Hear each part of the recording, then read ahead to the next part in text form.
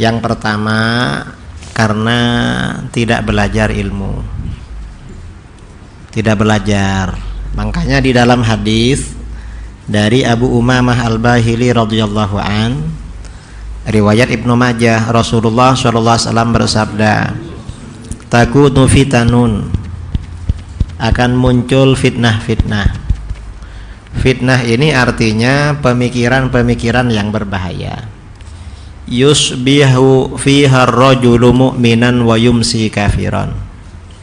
Sebab fitnah itu seseorang pagi-pagi itu mukmin, sorenya menjadi kafir. Pagi-pagi ahlus sunnah, sorenya menjadi sesat karena fitnah itu. Illa man ahyahu Allahu bil ilmi, kecuali orang-orang yang dihidupkan oleh Allah dengan ilmu. Artinya belajar. Yang selamat ini ya hanya orang yang belajar.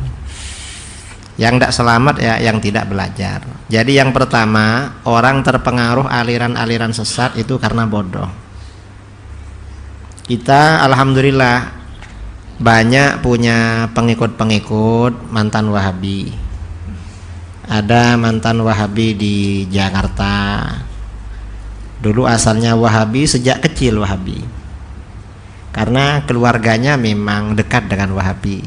Kemudian setelah banyak mendengarkan keterangan kita, kembali ke Aswaja. Dan ini ada teman saya juga bawa teman dari Malang, mantan Wahabi. Wahabi sejak SMA, saya aliyah, lalu S1 di UGM Wahabi. Setelah ambil S2 di Inggris ragu-ragu, mulai Aswaja sedikit-sedikit. Lalu S3 di Swedia, mantap keluar dari Wahabi dan ikut ke sini sekarang. Ya karena gak tahu. Rata-rata gak tahu. Saya tanya, kenapa ikut Wahabi? Gak tahu Kiai katanya. Karena mereka ini kan sunnah, sedikit-sedikit astagfirullah, takbir apa. Akhirnya tertipu. Setelah mendengarkan ilmu, akhirnya kembali. Banyak yang sudah kembali karenanya ilmu ini perlu disebarkan. Itu yang pertama. Yang kedua, ada orang yang senang dan bertahan di aliran sesat itu karena uang, karena dibayar, karena faktor finansial. Ini seperti di dalam hadis juga ya. Dalam hadis juga, takunu fitanun satakunu fitanun kaqita'il lailil mudhlim. Akan terjadi fitnah-fitnah. Fitnah-fitnah ini seperti potongan-potongan malam yang gelap. Maksudnya seperti potongan-potongan malam yang gelap, membingungkan. Ini terang gelap, terang gelap. Mengapa begitu? Katanya ini gak benar, tapi yang mengajarkan kok Habib Syiah. Katanya ini gak benar, kok yang mengajarkan Ustadz Wahabi. Katanya gak benar, ini kok anaknya Kiai liberal. Orang tuh bingung. Kaqita'il lailil mudhlim. Yusbihur rajulu mu'minan wa yumsi kafiran. Wa yumsi mu'minan wa yusbih kafiran.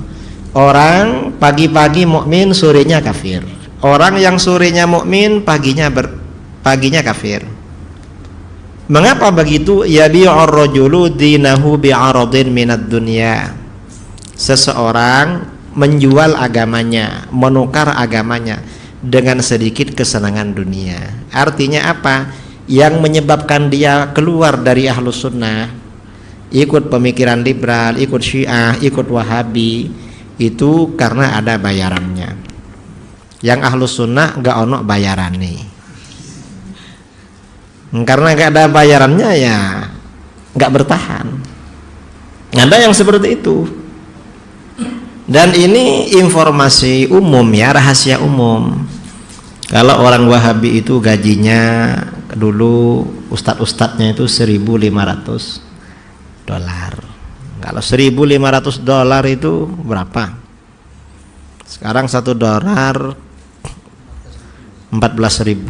Kalau $1.000 14 juta. Kalau 500 7 juta, 21 juta. Sambian kerja apa yang digaji 21 juta? Gak ada. Walaupun ngajar di Al-Hidayah gak sampai segitu gajinya. 1 bulan 21 juta. Coba dibayar 1 juta, daftar semua nanti. Ini cukup syirik, kafir, sesat, 21 juta. Itu ustadznya ya. Jangankan ustadz-ustadznya, ini di daerah saya kira di Solo sama. Misalnya si fulan ini ustadz Wahabi, ada di lembaga itu. Terus ada kawan sering bertamu, sering ikut ngaji, itu tiap bulan insentif, dapat dana insentif 1,5 juta. Kan lumayan cuma ikut ngaji. Coba ikut ngajinya Habib Syekh, ikut ngajinya Habib Jamal, ikut ngajinya Buya Soni, berapa intensifnya sebulan?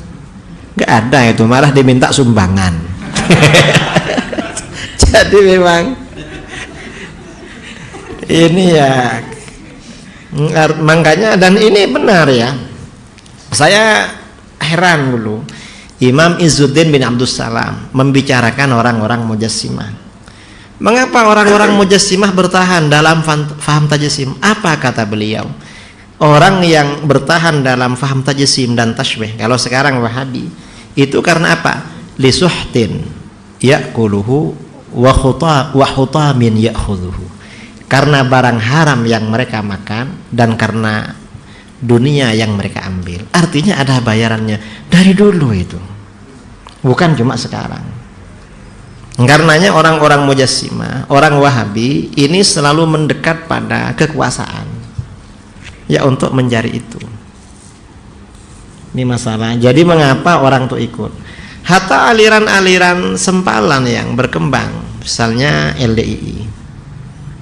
Orang itu kalau pertama kali masuk LDII Pak Wahidiyah, LDII itu selama 4 tahun pertama dapat tunjangan tiap bulan selama 4 tahun. Setelah kuat akidahnya di LDII, setelah itu wajib bayar zakat tiap bulan, berapa persen dari hasil kerjanya, katanya begitu. Jadi memang ada ini, ada mal ya, ada riswah, ada uang yang diberikan. Jadi sumbernya ya karena bodoh terhadap ilmu agama, dan ada yang karena senang uang. Kalau sudah senang uang ya repot ini. Karenanya jangan dikira tokoh-tokoh liberal yang menyerang umat Islam. Kemarin kan ada itu orang liberal itu. Siapa itu? Siapa itu? Abu Gadis pakai Abu Jandai. Namanya Abu Jandai, suka sama yang janda-janda, yang gadis masih banyak. Dia kan ada yang bayar itu, memaki-maki bangsa Arab, memaki-maki umat Islam. Ada yang bayar dan ada yang memviralkan. Tiap hari kita ini kan posting di ini, nggak pernah viral seperti dia. Padahal kita juga punya jamaah, nggak viral. Abu Janda sedikit-sedikit viral itu. Ya memang ada yang nyeting dan dibayar memang. Orang seperti dia yang disebut dengan apa namanya istilah? Buzzer ya. Buzzer, bahasanya buzzer, tulisannya buzzer. Yang ini yang itu ada bayarannya. Yang berkembang seperti sekarang seperti itu. Karenanya kita ini termasuk bagian dari fitnah akhir zaman. Dan orang-orang Wahabi sering bilang kalau memang Wahabi ini salah, kenapa Mekah Madinah dikuasai mereka? Loh, memangnya menguasai Mekah Madinah jadi dalil aliran itu benar. Kalau di satu kampung misalnya LDII atau Ahmadiyah atau Wahabi menguasai masjid, apa berarti benar? Kan enggak kan. Justru di akhir zaman itu umat Islam itu base campnya itu di Syam, karena Imam Mahdi besok pusatnya di Syam. Mengapa di sana? Berarti di sana itu pusat Ahlus Sunnah wal Jamaah, karena menjadi benteng menghadapi serangan orang-orang di luar Islam itu. Ahlul Haq itu di Syam akhir zaman. Jadi Mekah Madinah masih ada, tetapi sekarang kan memang di bawah kendali orang-orang Wahabi. Dan Wahabi sekarang nih sudah liberal. Wahabi sudah liberal. Karena ada ulama Wahabi, Syekh Al-Ghamidi, kalau ditanya tentang Maulid, apa kata dia? Bid'ah, syirik, bid'ah. Ketika ditanya tentang hari raya Valentine, la ba'sa, enggak apa-apa. Mengapa? Valentine hadza munasabatun ijtimaiyatun. Itu momen sosial. Momen sosial litabaduril ihsan, tukar menukar kebaikan,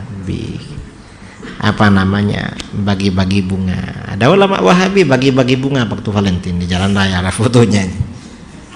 Mereka ini anti Maulid tapi malah pro Valentine.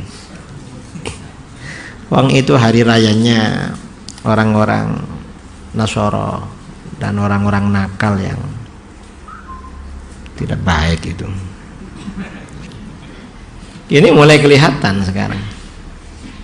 Saya kira itu ya. Tadi ada yang belum disebutkan, Hizbut Tahrir.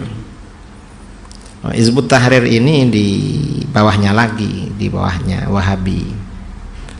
Samalah dengan Wahabinya, cuma tidak sampai kufur kalau Hizbut Tahrir.